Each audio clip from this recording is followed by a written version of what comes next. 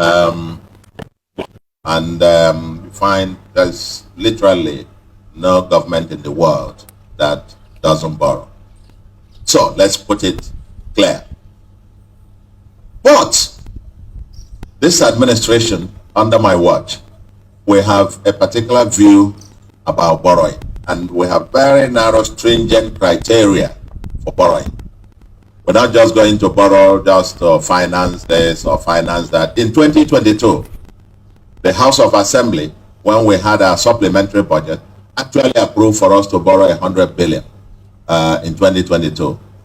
Till this moment, we haven't borrowed a kobo out of that.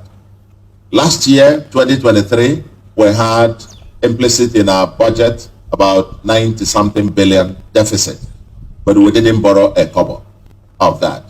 This year, we also have a budget deficit of about 121 billion. Until this moment, we have not borrowed one kobo of that. And the reason is simple. We've been working on projects and programs that will be bankable. We are insisting that we borrow for bankable projects, for projects that will have the probability and possibility of generating the returns to pay back the debt. That is, we're not borrowing for consumption. We're not borrowing for anything else, and so on and so on. I mean, we borrow to create, to add to value. And so far that we're working on some major infrastructural facilities that will generate some resource payback.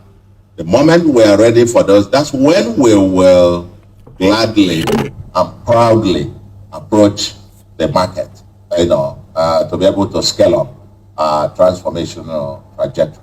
But so far, not one. This is, my almost in the third year now. I've spent 2 years in my third year, and we still have not borrowed a dime.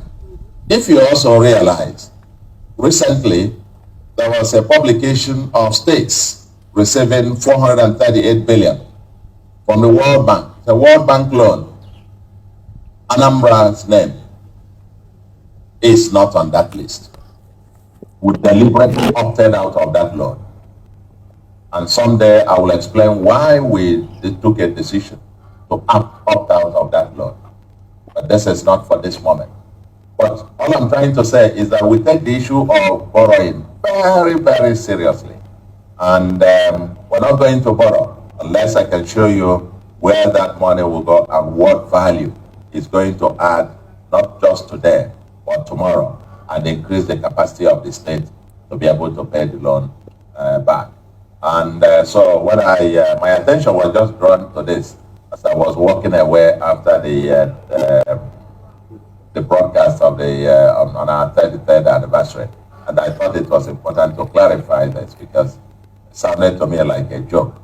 And like I said, that report by Daily Trust that Anambra is planning to borrow 245 billion to finance 2024 budget is nothing short of blatant fake news, and everybody must regard it as such. Even in our budget, the deficit we'll have is 121. So how could you be planning to borrow 245 when you have a budget deficit of 121? I mean, that makes it ridiculous in the first instance. So I don't know where they got their stuff from.